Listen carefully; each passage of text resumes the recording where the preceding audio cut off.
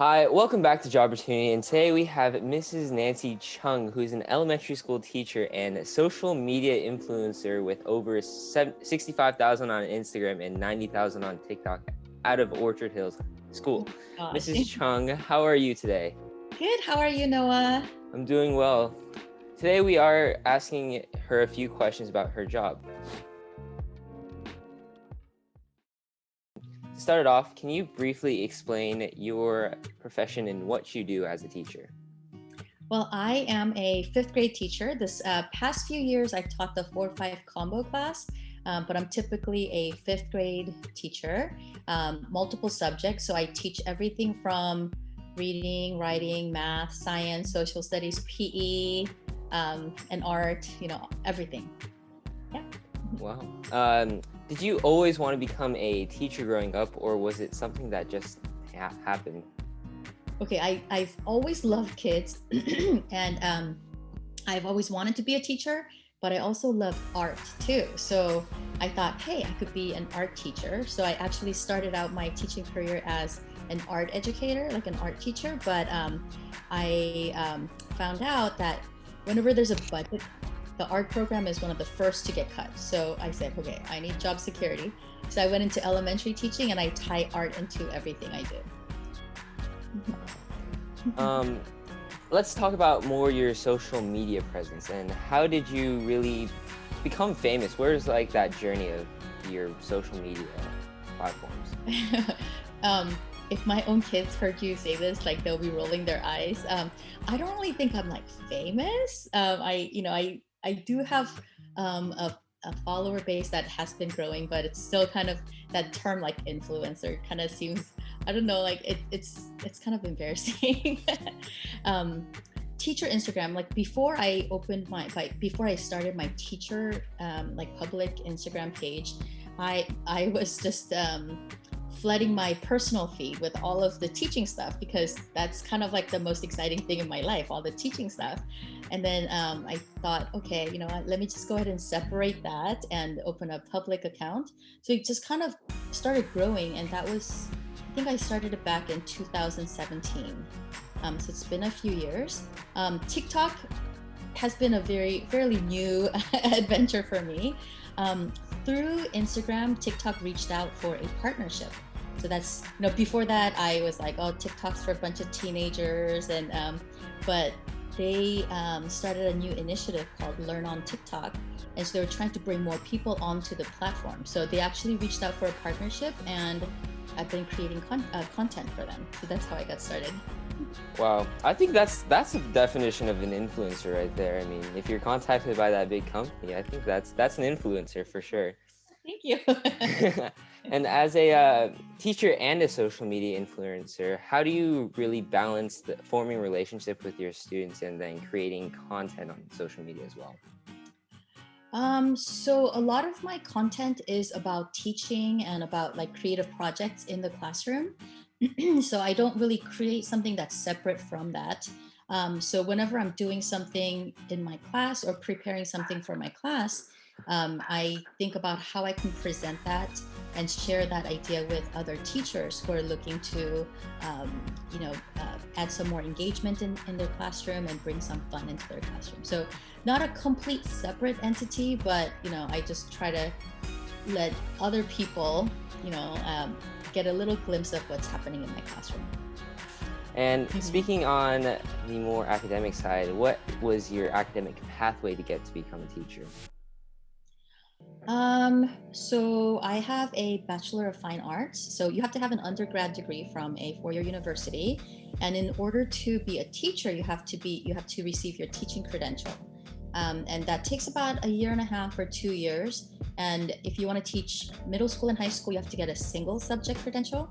And if you want to be an elementary school teacher, you have to get a multiple subject credential. And so I have, so I received that. Optional master's in education, and I have a master's in classroom instruction. Speaking of making TikToks about your class, what does a ordinary day look like for you? Well, I never sleep. I know that's such a bad thing, but sleep is a foreign thing to me. My mind is always going, and my brain is constantly, working. Okay, an ordinary day. Well, now that I'm on summer break, it's gonna be a little bit, different than a normal year, normal time of the year. But I don't know. I'm always trying to look for something fun and exciting, not just for creating content for TikTok or Instagram, but for my students and for myself. Because I think that's the joy of teaching, is that no day is the same. Like there's never a same exact day. So I try to look for something that's fun and creative to share with the students, and then I also share that on social media too. Talking about that's why every day is so fun, because it's unique. And what do you think is something that you really just love about being a teacher? Definitely the kids, my students. And I know you've been in my class, so like I goof around. I'm super silly with the kids, because I feel like if I'm boring, or if the kids are bored, they're not gonna learn. So my goal is to just laugh together. So definitely I just love making kids laugh and teaching kids, but also connecting with the families as well. And I have this thing where I always say, like, once a chunkster, always a chunkster. So once you've been in my life, like, you can't get rid of me. So I love connecting with the families and the kids, and seeing the kids grow up, and keeping in touch with me. And I just love hearing from the kids. Speaking on that, on the aspect of connection between the kids, what is, I guess, your work environment like, both in the classroom and then with your faculty and staff at Orchard? Definitely having fun.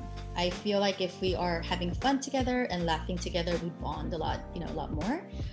So with the students, I don't treat them like little kids. I know that, some teachers are like, well, they're my students and they're not my friends. Well, I wouldn't really call them like friends, but I feel like if I share my life with the students, and share my stories that happen, in my life, that the students are going to be more open about sharing their lives with me as well. So it's just a very open and respectful relationship, and it's just building connections and having fun.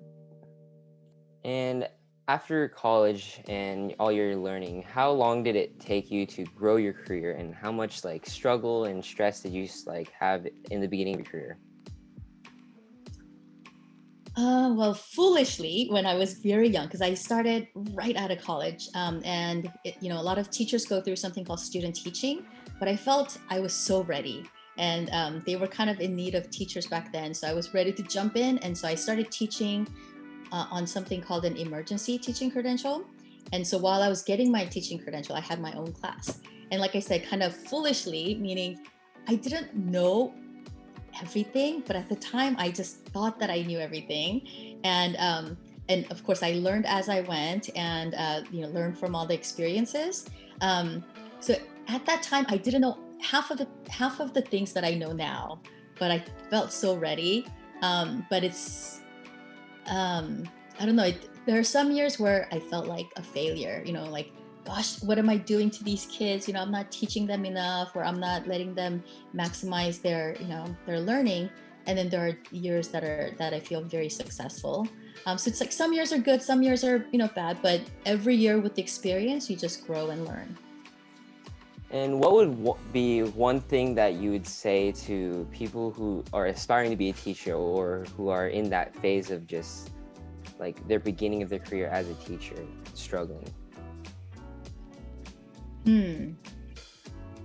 Very honestly, I would, anyone going into teaching or contemplating teaching, if you don't love kids and if you don't love people, get out. But in any field, any profession, it's all about interpersonal relationships. It's all about building relationships and connections. And so that's exactly what a teacher does. It's not just teaching the academic standards, academic content. It's about, making sure that their social and emotional well-being are met too. So if you don't love kids and if you don't love people, teaching really is not the profession for you. Well, that's all we have today. Thank you for your time, Mrs. Chung. Are there any last words for those high schoolers out there who need ideas in what to pursue in life? I know in high school, like you kind of feel like you have to decide right then and there, like what your future is going to be.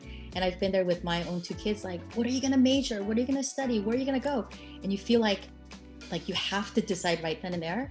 But know that you're so young and you have to pursue something that you really enjoy doing.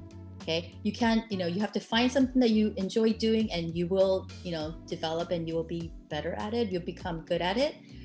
Don't pursue something for money or for, because it's something that your parents tell you to do. Find something that you absolutely love doing and, find your element.